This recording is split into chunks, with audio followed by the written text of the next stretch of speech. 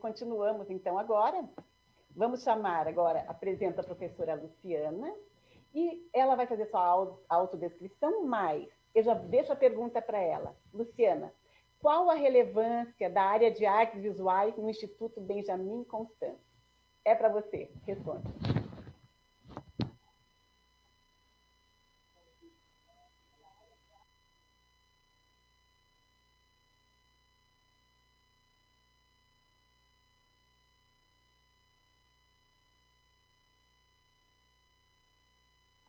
Luciana, por favor, nós não estamos escutando, tem que colocar o áudio. Está muda ainda. E agora? Ok? Eu peço desculpas, então, primeiro, né? Desculpas. Então, boa tarde a todas, todos e todes. Então, antes de fazer a minha autodescrição, eu gostaria, num primeiro momento, de expressar a nossa solidariedade com as vítimas diretas e indiretas dessa pandemia, e que em nosso país ela ultrapasse muito os limites de uma crise sanitária, sendo, portanto, neste momento, uma crise humanitária. Então, nós registramos aqui a nossa solidariedade. Meu nome é Luciana Bernardinello, eu sou professora de artes visuais do Instituto Benjamin Constant. Eu tenho 45 anos de idade, a minha pele é negra, tenho os cabelos encaracolados, curtos, né, na altura dos meus ombros aqui, nas orelhas, são castanhos, meu rosto é arredondado, o meu nariz é uma bolinha, a minha boca é grande, larga, né? Eu uso óculos. Neste momento eu estou vestindo uma camiseta na cor roxa e por cima desta camiseta um colete jeans. E atrás de mim, do local onde eu estou sentada, tem uma parede branca, né? Agora eu gostaria de agradecer o convite da Sandra, para participarmos desta live, que eu prefiro chamar de encontro dialógico, porque é um momento, um tempo que nós vamos poder aqui juntos tecer no coletivo algumas considerações, algumas reflexões sobre a educação estética inclusiva. A gente já deixa aqui esclarecido que nós vamos buscar trazer mais questões e não somente aquilo que a gente acredita ser as certezas. Então, agradecer também a Letícia, que está fazendo a nossa tradução em Libras, ao Rafael e ao Rogério, que estão cuidando aí com todo carinho da nossa transmissão e a parte técnica, e especial gratidão a todos vocês que vieram para esse encontro conosco, né? Então, essa questão que a Sandra colocou, a importância da área de artes visuais no IBC, ela tem uma íntima ligação com os princípios, os pressupostos pedagógicos do Instituto. Ou seja, os modos de pensar e de se fazer a educação da pessoa cega, da pessoa com baixa visão e da pessoa surdo-cega ali no Instituto, né?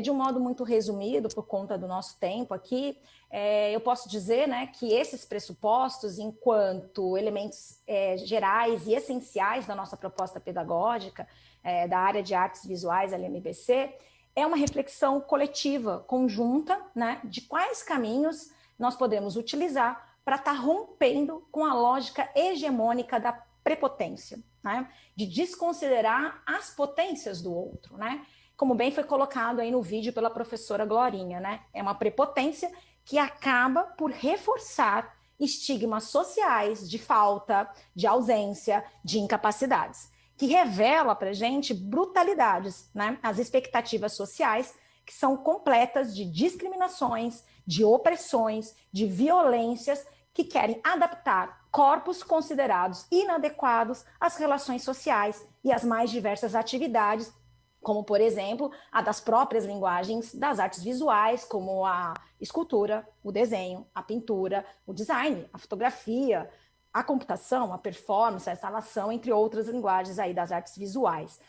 É interessante a gente colocar que a aproximação do IBC com esta área, com as artes visuais, ela se deu pelo universo da cerâmica artística, a partir da criação, né, da configuração de um espaço de ateliê coletivo, uma oficina de cerâmica do Instituto Benjamin Constant, no ano de 2003, um projeto do Instituto em parceria com a artista ceramista Clara Fonseca. Este espaço, que é um espaço de arte multissensorial, também lida com os processos de criação da imagem, justamente uma contraposição aos processos hegemônicos de limitações que a professora Glorinha também colocou no seu vídeo aí.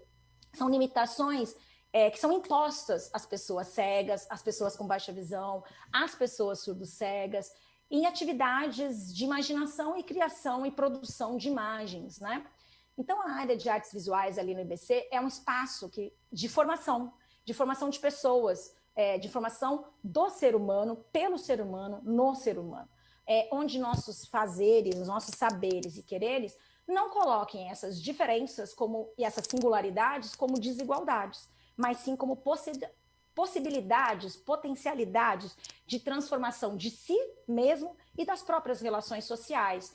E eu posso dizer que se a gente acredita, né, se nós acreditamos que os processos pedagógicos estão numa ligação orgânica aos processos sociais e que busquem, né, que intencionem a construção de outros modos de ser, de estar e de sentir, então nós acreditamos como fundamental o direito concreto à educação em suas mais diversas formas e com especial destaque para a escolarização, que vai abraçar então caminhos de fazeres, de saberes, de quereres que podem ser e devem ser apropriados e produzidos por todas as pessoas, em todas as idades. Então é uma educação, como a Glorinha colocou para a gente, uma educação aberta para o mundo, para a vida, que não se feche nos limites, né? Nos limites impostos, né?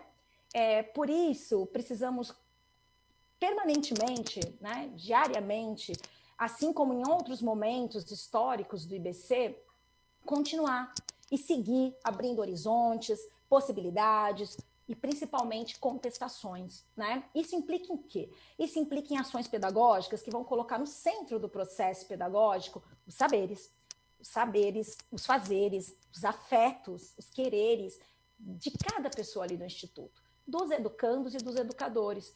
Mas não a pessoa no centro, fechada, em si mesmada em si mesmo, mas a pessoa como ser, um ser de relações sociais, que deseje, que almeje a produção e a apropriação coletiva dos bens materiais e imateriais, produzidos coletivamente por todas as pessoas ao longo do tempo.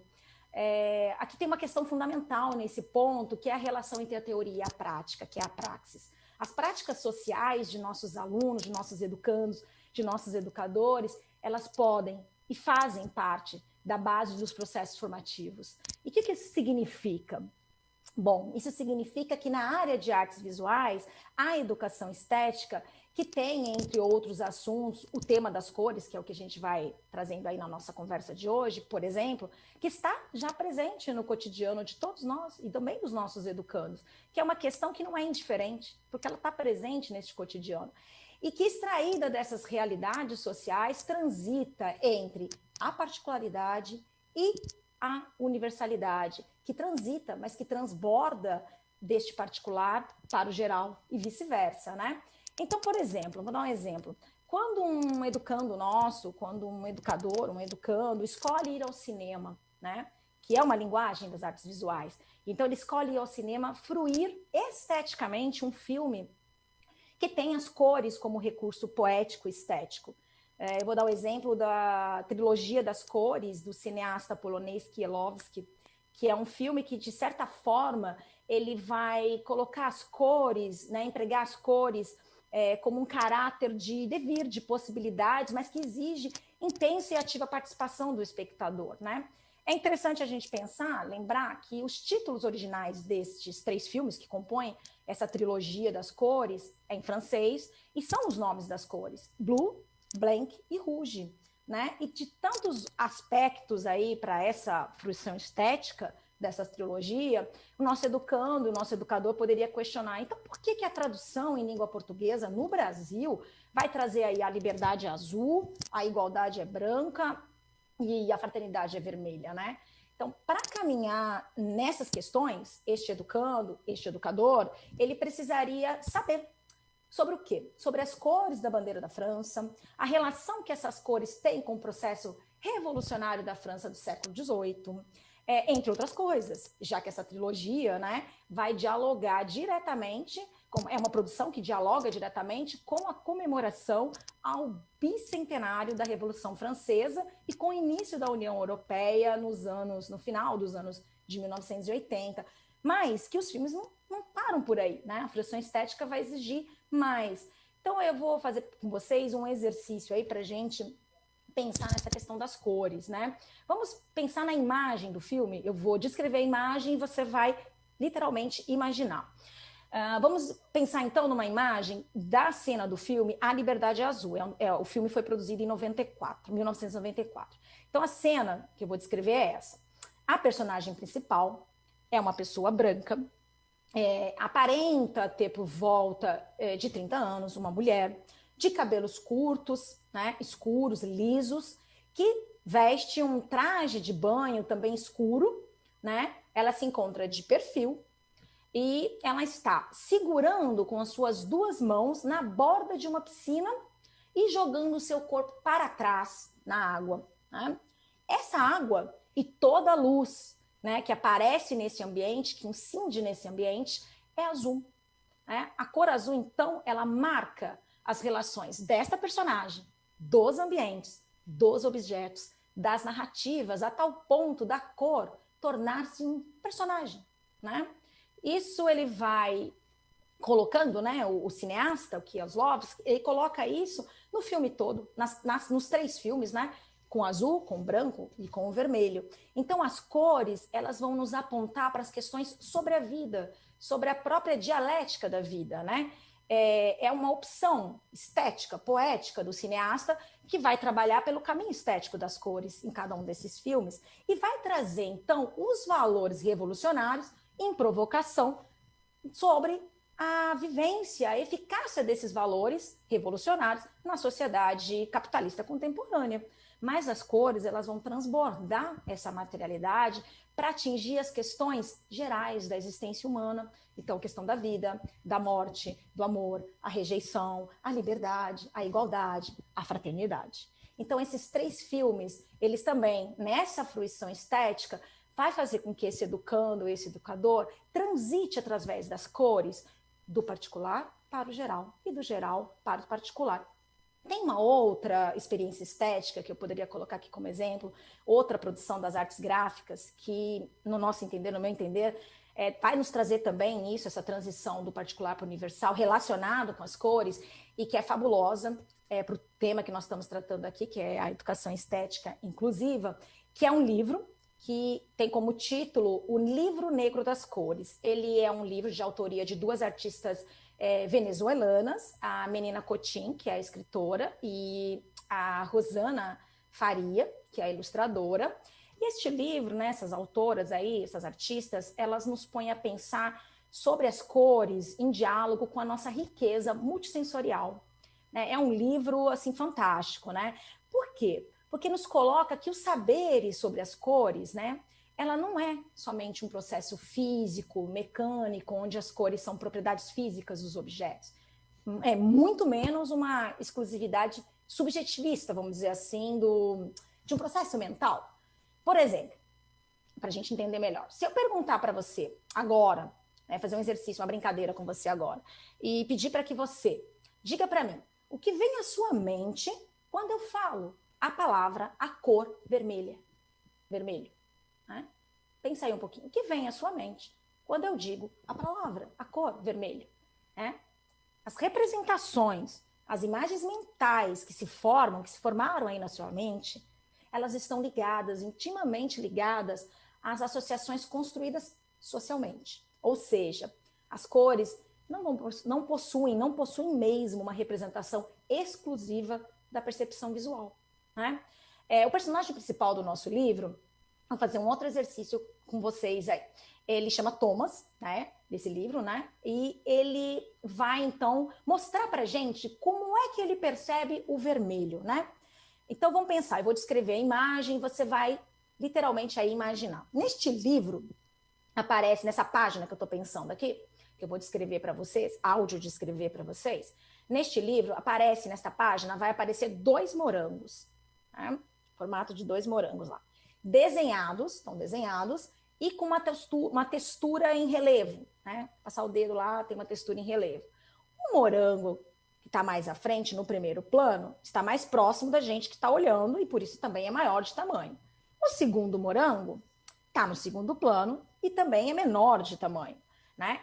Ambos os morangos estão pendurados em seus caules, né? Tem lá o caule e suas folhas lá.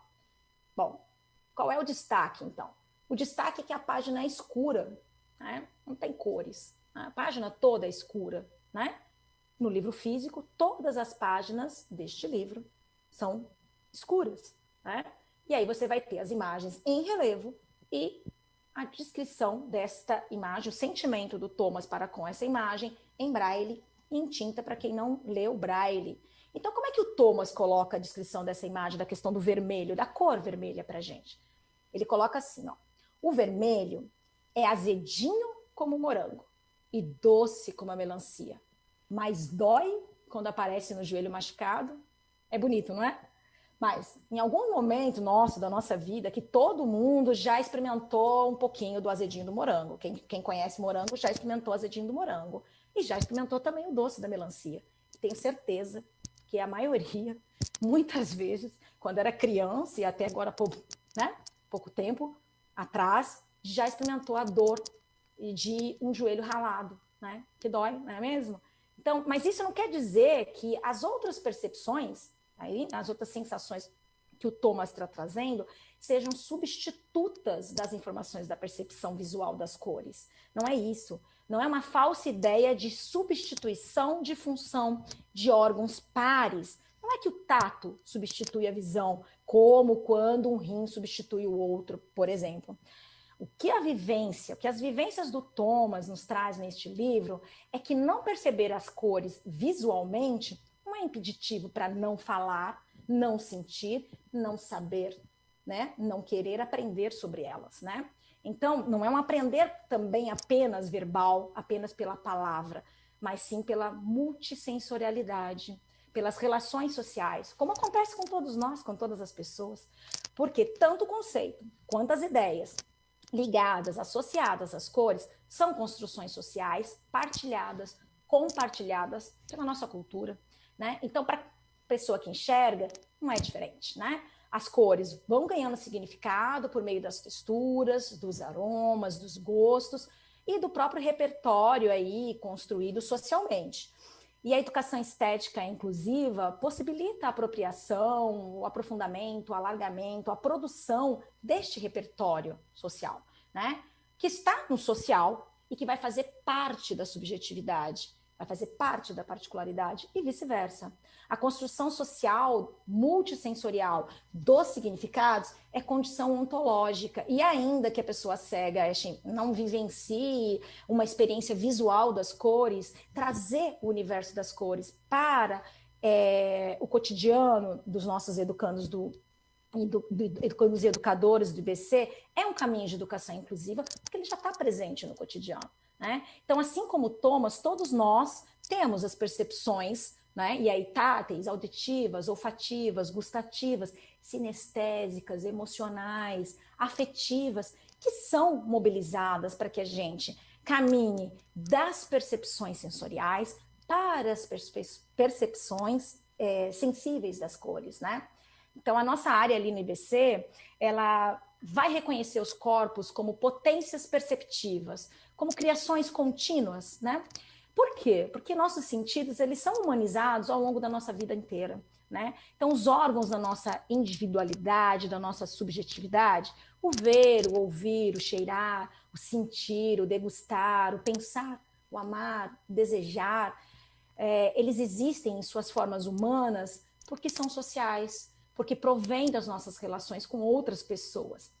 Então, a experiência social, sensorial e social que percebemos, né, com esses estímulos aí do ambiente, como, por exemplo, o Thomas lá dizendo para a gente do sabor do vermelho ali no morango, né, do sabor do vermelho ali na melancia, da dor ali, da sensação de dor ali no joelho ralado, com a questão do vermelho, ela não é o ponto final, né, para a experiência sensível. Ela é o caminho para a experiência sensível, né? Porque a experiência sensível, ela dialoga com a inteireza do nosso corpo, com a nossa corporeidade, né? E para encerrar, assim, para não me alongar muito, né, eu coloco que a educação estética, para esse alargamento da nossa experiência sensorial rumo à experiência sensível, estética, é o caminho que a área de artes visuais vem tentando trilhar aí no IBC. E aí, talvez, e eu digo talvez porque, como eu coloquei lá no início da nossa conversa, eu pretendi, né, com o meu papo aqui, eu pretendi trazer mais questões do que certezas.